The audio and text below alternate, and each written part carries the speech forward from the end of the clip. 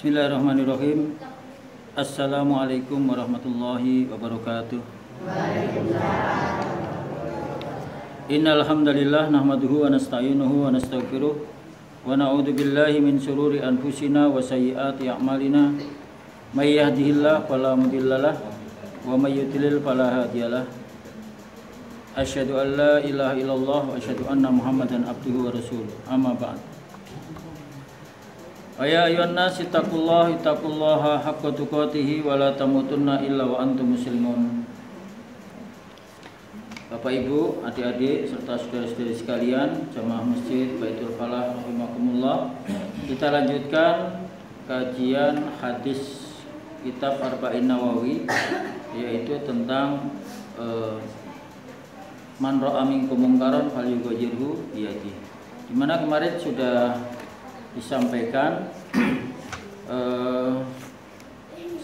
sebagian dari yang penjelasan hadis. Kemudian malam ini saya melanjutkan penjelasan tentang hadis Arba'in Nawawi, yaitu hadis yang ke-34. Kemarin sampai bahwa fa'ilam yastati falyughayyirhu bilisanihi. Jika melihat, menyaksikan kemungkaran, kemudian kita diperintah untuk merubahnya dengan tangan, dengan kekuatan, maka selanjutnya ketika tidak mampu maka dilanjut merubahnya dengan lisan, ya. Dengan lisan maksudnya adalah al-munasohah. Munasohah adalah menasehati dengan kalimat yang praktis. Bisa saya sampaikan bahwasanya wahai ya rajul, wahai laki-laki, wahai wanita, bahwa ini tidak pantas untuk kamu lakukan, ya. Maka kita bisa melakukannya baik secara lisan, termasuk di dalamnya adalah kita menulis surat atau menyampaikannya melalui media sosial, baik Twitter, Facebook, ya. Kemudian Instagram dan sebagainya. Kita ikut meluruskan dan merubah keadaan itu melalui lisan kita. Menasihati, mengingatkan, menakut-nakuti tentang keadaan hidup kita yang sementara, nanti pada suatu saat kita akan menghadap Allah dan dimintai pertanggungjawaban. Itu supaya disampaikan kepada umat, ya. Sehingga ketika kita melihat kemungkaran, ya, namun kita tidak memiliki kewenangan, tidak memiliki keberanian, tidak memiliki, ya. Kemudian kita merubah dari cara merubahnya dengan tangan, kemudian kita merubahnya dengan lisan. Dan lisan itu lebih mudah daripada merubahnya dengan tangan, betul ya? Sehingga karena lisan itu areanya menjadi lebih luas, ya. Berarti kita memulainya merubah kemungkaran itu yang pertama dari yang lebih kuat, dari yang lebih sulit dengan tangan, kemudian beranjak kepada yang lebih mudah, yaitu dengan lisan. Kemudian kita menyikapi satu kemungkaran atau suatu keharaman yang kita saksikan justru dilanggar oleh umat, atau kewajiban yang disia-siakan, maka karena kita sudah paham bahwa itu merupakan kewajiban kita, diibaratkan oleh ulama kita itu menjaga dinullah al-Islam. Dari apa? Dari umat atau hamba Allah yang menyia-nyiakan kewajiban atau melanggar keharaman dengan terang-terangan. Sebagaimana apa? Sebagaimana kita menjaga emas intan permata agar tidak dicuri oleh orang. Kalau kita sebagai penjaga, sebagai satpam, sebagai pemilik sendiri, pemilik rumah, ya, maka ketika ada gelagat pencuri yang akan masuk mengambil perhiasan yang diamanahkan kepada kita atau menjadi milik kita sendiri, maka kewajiban kita adalah mencegah supaya pencuri tidak berhasil mencuri. Ini ibarat bahwa kita menjaga dinullah al-Islam ya, itu sebagaimana disebutkan, ibaratkan seperti menjaga kita sebagai keamanan atau sebagai satpam dan sebagainya. Pertanyaannya, kalau sudah turun dari yang peringkat teratas mencegah kemungkaran dengan kekuasaan kita nggak berani, dengan tangan kita nggak berani, dengan lisan, pertanyaannya, apakah ada orang yang tidak mampu merubah kemungkaran itu dengan lisan? Adakah? Enten betul? Jadi ada jawabannya. Pengertiannya bagaimana? Man yakhaful muslim min qaulihil haq indama yumkin ayadlimahu. Jadi kalau kita merubah kemungkaran itu dengan lisan, nanti akan berakibat ucapan yang kita sampaikan meskipun benar, itu orang yang melakukan kemungkaran tadi akan berbalik mendolimi diri kita sendiri. Ya, kemarin atau sudah saya sampaikan bahwasanya kita ini bekerja, ya, bekerja di suatu perusahaan. Kita lihat atasan kita melakukan kemungkaran, melakukan kedoliman. Kita lihat, kita tahu, kita mendengar, kita mengalami, terus kita mau ngomong nggak berani. Nanti kalau ngomong saya dipecat, kalau ngomong saya diintimidasi. Berarti menyampaikan dengan lisan itu bisa jadi penghalang karena kita tidak berani menanggung akibatnya. Ya. Maka dengan demikian kita tahu bahwa sampai pun kepada penyampaian dengan lisan itu kalau berdampak pada pelakunya, maka orang itu akhirnya nggak berani, ya, dan harus turun kepada peringkat yang ketiga. Kemudian kalau itu dimiliki oleh para penguasa, apalagi para pemangku jabatan yang berkaitan dengan ketertiban masyarakat. Ya, saya sampaikan kemarin bahwa kalau itu dia seorang polisi, satpol PP atau satpam di suatu tempat, dia menjaga ketertiban di situ, maka mereka memiliki kewenangan. Tidak boleh turun kepada peringkat yang dengan ke peringkat kedua, yaitu dengan lisan. Kemudian di antara manusia ini memiliki karakter dan mentalitas yang berbeda-beda, gitu. Ada yang pemberani, ada yang penakut, sehingga mencegah diri mereka untuk menyampaikannya dengan lisan, yaitu dengan kalimat orang pemberani itu la yakhafuna laumata laim, tidak takut celaan orang yang mencela, ya. Bahkan walau ala raqabatin, ya. Kalimatul haq walau ala raqabatin, menyampaikan kalimatul haq walaupun jaminannya adalah nyawa. Ya. Karena afdalul jihad, ya, kalimatul haq inda sultanin jair. Kata Nabi sallallahu alaihi wasallam bahwa jihad yang tertinggi adalah, afdolnya jihad adalah menyampaikan barang yang benar di hadapan penguasa yang dolim. Ya. Contoh, qatala Hajjaj ibnu Yusuf as-Saqafi, telah membunuh Hajjaj ibnu Yusuf as-Saqafi beberapa orang dari pembesar-pembesar kaum muslimin dari kalangan para ulama, ya. Dan tidak ada yang lebih menyakitkan dari pembunuhan itu kecuali yang terjadi menimpa pada Sa'id bin Jubair, ya. Ini tuannya para tabi'in.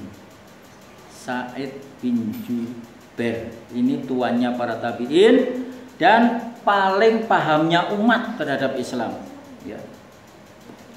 Karena, ya, Sa'id bin Jubair ini menyampaikan kebenaran di hadapan penguasa yang bernama Hajjaj bin Yusuf. Akhirnya Sa'id bin Jubair pun ikut terbunuh, ya.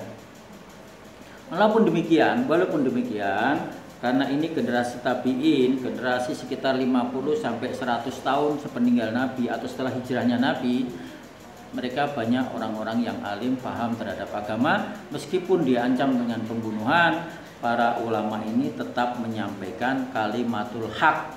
Nah, ini, ya.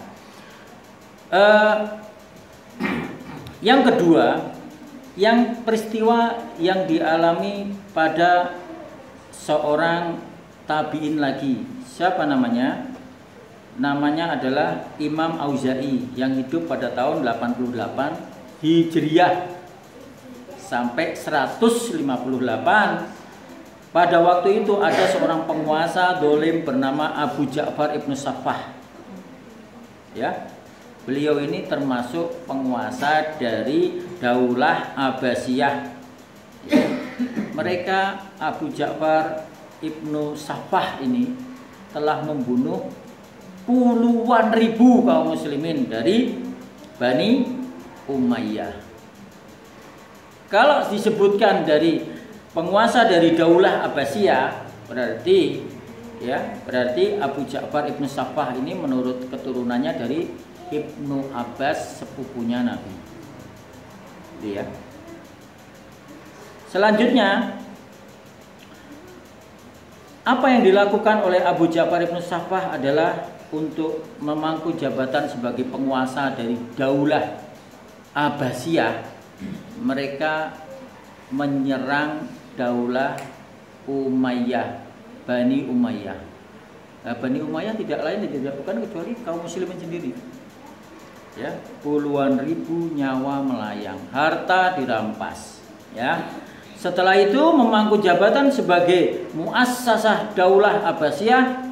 Setiap warga masyarakat yang berbeda pendapat dengan penguasa maka dipanggil ke istana untuk diinterogasi, kemudian dibunuh. Nah, itu fitnah pada generasi tabi'in. Terdengarlah kalimat bahwa dari mulut ke mulut bahwa ada salah satu warga termasuk dari kalangan ulama yang bernama Imam Auza'i. Ini berani menentang penguasa, akhirnya dipanggil oleh penguasa.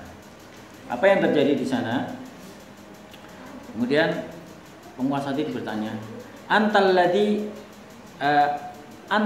Auza'i? Ya. Apakah kamu yang bernama Auza'i? Ya. Nama saya adalah Auza'i. Orang memanggil saya Auza'i. Baik, saya akan bertanya kepadamu, apa pendapatmu tentang apa yang telah aku lakukan terhadap peristiwa yang belum lama terjadi? Maruk yukafi. Apa pendapatmu? Kemudian dijawab oleh Imam Auza'i bahwa qala Rasulullah sallallahu alaihi wasallam innamal a'malu binniyat wa innama likulli imri'in ma nawa. Segala sesuatu itu tergantung pada niatnya dan tiap-tiap orang itu sesuai dengan apa yang diniatkannya. Fa tiba Abul Abbas, maka si muassasah Bani Daulah Abbasiyah ini tadi marah, nggak senang dengan jawaban itu. Dan ini kan disaksikan oleh para ulama, disaksikan oleh para masyarakat pertanyaan itu, dan mereka meyakini bahwa Imam Auza'i ini tidak akan pernah kembali pulang, ya. Pasti akan mati di tangan penguasa ini. Setelah dijawab itu kemudian marah, wa ma qauluka fi hadzal ladzi hasala min Bani Umayyah. Enggak, maksud saya jelasnya seperti ini, wahai Imam. Kamu tahu bahwa saya telah membunuh puluhan ribu kaum muslimin dari Bani Umayyah. Ya. Apa pendapatmu terhadap perilaku saya yang sudah membunuh itu? Ya. Terus dijawab, hadatsani fulan an fulan an jaddika Ibnu Abbas. Hadis dari si fulan dari mbahmu Ibnu Abbas. Ya. Kok dari mbahmu Ibnu Abbas, paham betul? Ini kan keturunannya Bani Abbasiyah, berarti mereka keturunannya Ibnu Abbas. Mbahmu lu pernah menyampaikan hadis dari Rasulullah sallallahu alaihi wasallam, la yu'tun nasa bidakwahum ladda'a rijalu amwala qaumin wa dima'ahum lakinna bayyinatun alal mudda'i wal yamin alaman angkat. Jadi Rasulullah sallallahu alaihi wasallam pernah bersabda dari riwayat dari mbahmu Ibnu Abbas yang menyatakan bahwasanya kalau semua manusia itu boleh mendakwa diri mereka sendiri, maka setiap orang akan mengajukan gugatan terhadap harta milik orang lain dan tertumpahnya darah. Akan tetapi kewajiban bagi penggugat adalah membuktikan, dan bagi pihak yang digugat adalah bersumpah bahwa dia mengingkari ini adalah harta milik saya, bukan milik dia. Terus apa lagi? Kalau begitu ya, saya paham. Sekarang kamu sampaikan sekali lagi bagaimana penjelasan lebih lanjut tentang hadis itu. Ya, kalau barang yang dimiliki, ya, barang yang dimiliki oleh Bani Umayyah itu halal, maka kamu akan tetap dimintai pertanggungjawaban oleh Allah. Dasar kamu merampas itu apa?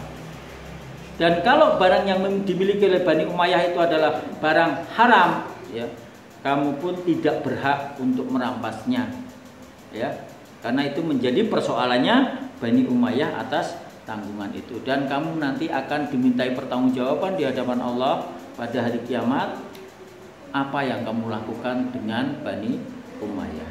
Ya, tentu saja bisa kita duga bahwa muassasah Bani Abbasiyah ini marah, tapi karena keteguhan hati Imam Auza'i menyatakan kalimatul haq inda sultanin jair, Allah melindunginya, Allah menjaganya, ya, yang akhirnya kemarahan itu tidak dilanjutkan. Kemarahan penguasa itu, apa katanya? Akhrijuhu anni, bawa keluar orang ini, saya nggak mau lihat mukanya. Akhirnya diizinkan keluar dan selamat dari dugaan manusia bahwa mereka, si imam ini akan dibunuh. Kemudian hadihin nawakid billati sattar ulama kanat yujad. Jadi apa yang disampaikan oleh Imam Auza'i, ya, ini persis apa yang telah disampaikan oleh ulama yang sebelumnya, yaitu Sa'id ibnu Jubair, namun nasibnya berbeda. Sa'id ibnu Jubair harus terbunuh, ya, di tangan penguasa, sedangkan Imam Auza'i akhirnya selamat. Dan beliau kan hidup sampai lama, ya, sampai wafatnya tahun 158 Hijriyah, gitu ya. Kemudian pertanyaannya, hal muslimuna majburuna ayyakula kalimatul haq walau tusabbibu wa adahu. Apakah kaum muslimin itu tetap diwajibkan menyampaikan kebenaran dengan lisan, kalaupun maksudnya apakah kaum muslimin itu dipaksa tetap harus mengatakan yang benar dengan lisannya walaupun akibat buruk itu menimpa mereka? Jawabnya tidak. Makanya kan hadis urutannya fa'ilam yastati, jika tidak mampu maka rubahlah dengan lisan, tidak mampu hendaklah dengan hati. Contoh ketiga saya sampaikan, Sujina Imam Ahmad ibnu Hambal, telah dibunuh di penjara, Imam Ahmad bin Hambal atas fitnahnya pada satu itu kaum yang menyatakan bahwa Al-Quran adalah makhluk, ya. Al-Quran bukan firman Allah, tapi makhluk. Penguasa akan membebaskan setiap mereka yang mengatakan Al-Quran adalah makhluk, tapi tidak dengan Imam Ahmad. Imam Ahmad tetap mengatakan bahwa Al-Quran bukanlah makhluk. Maka atas ucapan Imam Ahmad ini akhirnya Imam Ahmad bin Hambal dipenjara dan dicambuk sebanyak 100 kali.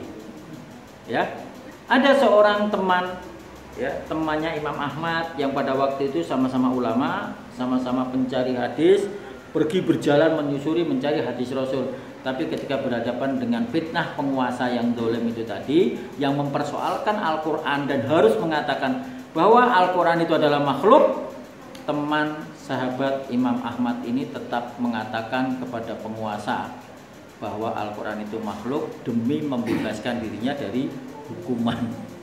Ya, paham ya? Imam Ahmad dan sahabatnya ini beda. Sahabatnya mengatakan Al-Quran makhluk, dibebaskan. Imam Ahmad mengatakan bahwa Al-Quran bukan makhluk, akhirnya dipenjara. Setelah Imam Ahmad bin Hambal keluar dari penjara setelah kira-kira 2 tahun atau lebih, kemudian Imam Ahmad marah kepada sahabatnya tadi dengan mengatakan, anta imam misluka maka ayam bagi ayat upah. Kamu itu kan penguasa, imam. Kamu itu seorang ulama. Kok nyalimu sedemikian kecil untuk menghadapi risiko untuk berkata yang benar, padahal kamu tahu. Gitu ya. Kemudian kenapa kamu tidak mau mengatakannya hak? Ya. Sedangkan engkau adalah orang alim. Kalau demikian, apa yang akan dikatakan orang-orang awam? Kalau kamu saja tidak berani mengatakan kebenaran, meskipun dengan risiko, sebagaimana yang Nah, apa jawabnya? Saya tidak sesabar antum, wahai Imam Ahmad. Saya tidak sekuat antum untuk dipecut sampai 100 kali. Barangkali kalau aku dicambuk 10 kali saja, sudah pingsan saya, semaput. Antum orang yang tahan disiksa, tahan di penjara, sampai pembunuhan pun Anda kuat. Saya tidak seperti Anda, ya. Apa kemudian jawabannya? Dijawab dengan tegas, ana la ma'ahtamil, aku tidak mampu menanggung. Sehingga saya harus mengatakan yang tidak sebenarnya. Meskipun Bapak Ibu sekalian, bahwa ketika tekanan seperti itu mengenai kepada kita, apa yang dilakukan Imam Ahmad ini bukan satu-satunya. Tapi kita boleh menyatakan kalimat, tapi hati kita menolak supaya kita tidak terkena akibat. Boleh, ya. Yang penting hati kita tetap mengatakan tidak, meskipun yang keluar adalah ya. Demi apa? Demi menyelamatkan nyawa. Tapi kalau harus mengatakan yang sebenarnya dengan risiko apapun, itu juga di hadapan Allah dinilai sebagai perjuangan dan jihad fisabilillah mengatakan kebenaran. Oleh karena itu, ditinjau dari sahabatnya Imam Ahmad saja yang tidak berani, tidak kuat menanggung risiko. Berarti setiap orang memiliki keberanian yang berbeda-beda. Ada yang berani, ada yang tidak berani menanggung akibat dan risiko. Maka kita beranjak kepada bab selanjutnya, yaitu fa'ilam tastati babi qalbihi. Jika kita tidak mampu, maka kita merubahnya dengan hati, ya. Karena kita tidak mampu merubah dengan tangan, dengan lisan, maka yang terakhir adalah merubah dengan hati. Dan ingkar kepada qalb, kepada hati, ya. Seorang hamba itu dimaksudkan kita itu tidak suka, membenci satu kemungkaran yang kita tak berdaya gitu loh. Sehingga jawabannya harus dengan hati. Karena apa dengan hati? Karena kita itu memiliki kecemburuan. Ketika ada perilaku kemungkaran di depan mata kita, hati kita menolak. Tapi tak berdaya, nggak punya nyali, nggak punya kekuatan, nggak punya kekuasaan. Akhirnya cukup diam dan tidak suka itu berlanjut. Tapi dalam ketidakberdayaan. Kemudian al-ingkar bil qalb maknahu iya ayyuhal ikhwa annaka la tastati an taqula kalimatal haq wa lan tughayyir bil yad wala bil lisan. Ya, karena kita tidak berdaya. Akhirnya kita berhenti pada mengingkari kemungkaran dengan hati, dengan bahasa hatiku tidak suka melihat kemungkaran itu. Berhenti di situ. Kemudian fa'aqallu dzalika wa at'aful iman. Jadi mengingkari dengan hati itu selemah-lemahnya iman, ya. Baik. Al-ingkar bil qalb alamatu ahammiha mufariqatul munkar. Sekarang mengingkari dengan hati. Hati itu perbuatan batin ya, Bu. Hati itu perbuatan batin. Tidak bisa disaksikan oleh mata. Maka itu menuntut bukti. Tandanya apa? Kita berpisah, mengingkari kemungkaran yang sedang terjadi dan kita tidak ridho, ya. Kita harus beranjak dari tempat itu. Ya. Kita harus beranjak dari tempat itu ketika di situ terjadi kemungkaran. Ya. Saya beri contoh. Kita ini ibu-ibu, bapak-bapak, mas-mas, ya, setiap hari malam berapa minggu sekali pengajian. Kita bisa membedakan ini makruh, ini mungkar. Terutama para pemuda, para laskar, apalagi para santri-santri di pondok pesantren itu ya. Melihat ada orang kemungkaran di situ. Terus si pemuda ini nggak ikut kemungkaran. Tapi ditanya orang, kamu tidak merubahnya dengan kemungkaran itu, dengan kekuatanmu? Saya enggak. Dengan lisanmu? Enggak juga. Terus saya merubah kemungkaran itu dengan hati. Saya menolak perbuatan orang-orang itu.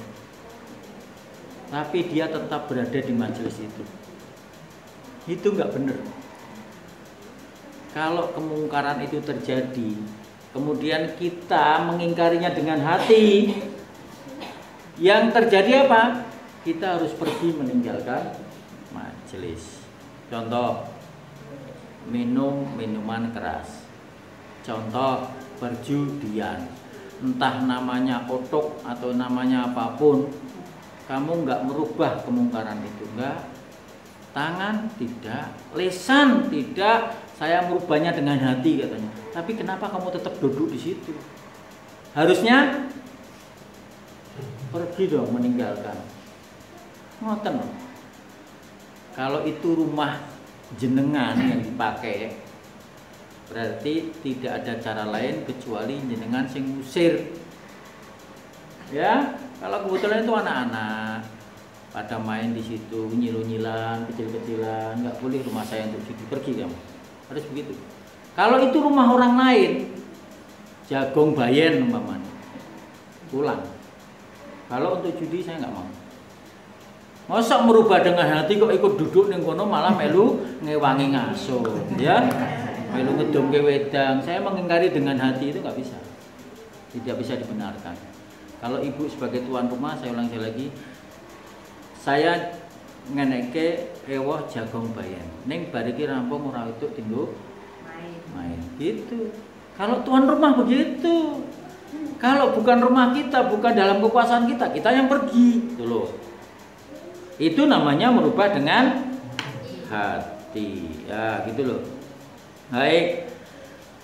La yuhibbullah minal abdi ayyara fi makanin tuntahaku hurumati subhanahu wa ta'ala wal abdu hadza bakin. Allah tidak suka kepada hamba ketika menyaksikan, ya, dalam satu tempat ada keharaman Allah itu diterjang, kemudian hamba tadi tetap tinggal di situ. Allah nggak suka, ya. Maka merubah kemungkaran dengan hati itu berarti kita harus meninggalkan tempat itu. Ya, kalau kita neraktir jamu biasa, jamu capek, tahu di situ ada anggur orang tuanya, rasa anggur orang tua karena itu mengandung alkohol. Terus teman-teman kita, aku nganggur rasa. Kalau tetap pakai bayar diwi gitu. Kalau kita yang bayari lo ya, ya kan? Karena itu ada mengandung alkohol. Itu maksudnya hal-hal semacam itu relativitas bergantung kepada kita ini punya kewenangan nggak untuk merubah. Paling hukumannya bayaran dewi kalau kita maksudnya mau ngebosi lo. Karena di situ mengandung haram. Mau jajan daging liane ono kok daging yang haram dimakan, ya bayar dulu. Atau saya bilang itu haram, harus nasihati juga. Baik. Ma'ahamuha, ya. Dalam hadis ini ada beberapa faidah, ya. Yang pertama adalah ringkasan dari kesekian yang saya sampaikan sejak awal adalah bahwa kemungkaran itu harus disikapi sesuai hadis Nabi dengan tangan, tidak boleh turun level kedua kalau kita mampu melakukannya. Ya. Yang kedua, inna hadzal maratib huwa tartibun wa laysa ala takhir. Peringkat-peringkat ini adalah sudah tersusun sebagaimana hadis Nabi itu. Bukan untuk dipilih. Ya. Saya memilih dengan hati, nggak bisa. Kemarin sudah disampaikan bahwa kalau pencuri masuk rumah kita ingin mengganggu keluarga, anggota keluarga kita, istri kita, anak kita, bule kita, ibu kita, harta kita di situ, kemudian kita menyikapinya dengan hati. Gimana, lucu nggak? Saya tidak akan melawan pencuri itu, tapi saya akan diam. Saya tidak suka ada pencuri mau masuk rumah saya, merusak dan mencuri isi rumah ini. Karena saya melihat kemungkaran, saya hanya akan merubahnya dengan hati. Bisa jadi kita yang pergi karena kita takut, atau kita pura-pura tidur begitu. Padahal ada SMS grup, tolong, di sini ada pencurian. Ya, padahal bisa telepon tetangganya, padahal bisa telepon polisi. Kenapa kok merubahnya dengan hati? Maka harus tertib. Kenapa? Karena kita memiliki hak untuk mempertahankan harta kita, dan orang yang mati karena mempertahankan harta itu termasuk mati syahid. Ya, karena harta dalam Islam itu bersifat suci, tidak boleh pindah ke tangan orang lain kecuali berdasarkan apa? Jual beli, transaksi dagang, hibah pemberian, atau turun waris, ya, memberi atau kita perdagangkan. Yang ketiga, bahwa kekuatan iman, ya, di dalam hati kita itu menjadi garansi bahwasanya, ya, menyaksikan kemungkaran itu kita akan berubahnya dengan apa? Kalau kita punya ilmu, punya iman, punya kekuatan, maka kita akan berada di mana yang bisa kita lakukan. Memang ketika kita tidak berani, nggak ada orang yang maksa. Hadis ini mengatakan fa'ilam yastati, supaya turun ke level yang berikutnya. Itu 3 ulasan dari para ulama. Kemudian Bapak Ibu sekalian, kalau kita sudah mendengar pemaparan ini, kemudian kita harus mencermati lagi secara dalam bahwa sesungguhnya ketika ada orang yang memiliki ilmu, taruhlah ulama besar, taruhlah dia seorang aparat penegak hukum, dia punya kewenangan, ya, melihat kemungkaran tapi tidak dirubahnya. Kita jangan tergesa-gesa mengatakan bahwa dia imannya lemah, bahwa dia seorang munafik, bahwa dia seorang pengecut, jangan. Nah ini ya, apa sih yang terjadi? Apakah kita itu boleh mendiamkan sesuatu kemungkaran tapi dibenarkan oleh agama?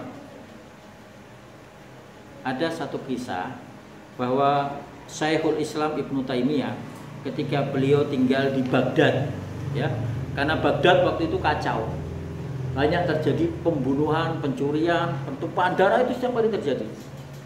Sehingga beliau pindah ke Syam, ya, bersama beberapa muridnya. Di jalan, rumah yang sudah ditinggali oleh Syekhul Islam Ibnu Taimiyah didapati pasar. Di situ beberapa orang pemuda sering bergerombol di situ, minum minuman keras. Ya, apa yang dilakukan Syekhul Islam Ibnu Taimiyah? Diam. Muridnya bertanya, wahai Syekh, kenapa tidak kamu rubah itu? Ada orang minum minuman keras itu. Apa kata Syekh? Ya, saya kemudian terdiam dan menjawab, ya, bahwa karakter orang-orang Irak, ya, perbatasan dengan Syam ketika itu, mereka itu kalau saya tegur minuman-minuman keras, boleh jadi mereka berhenti minum, tapi kegiatannya ganti. Apa? pembunuh orang, bukan. Imam Ibnu Taimiyah, Syekhul Islam Ibnu Taimiyah orang berilmu. Beliau tidak mencegah kemungkaran kalau berakibat akan timbul kemungkaran yang lebih besar. Muridnya belum sampai kemungkaran. Oleh karena itu, ya, Ibnul Qayyim rahimahullah membagi tentang kemungkaran itu dengan 4 keadaan. Yang pertama adalah ketika kita melihat kemungkaran, kemudian kita merubahnya kemungkaran itu, kita menyikapinya, dan orang-orang itu kemudian berhenti dari kemungkaran dan spontan bisa kita pastikan bahwa orang itu akan menjadi baik, ya. Nah, ini merubah kemungkaran atau menyikapi kemungkaran ini hukumnya wajib,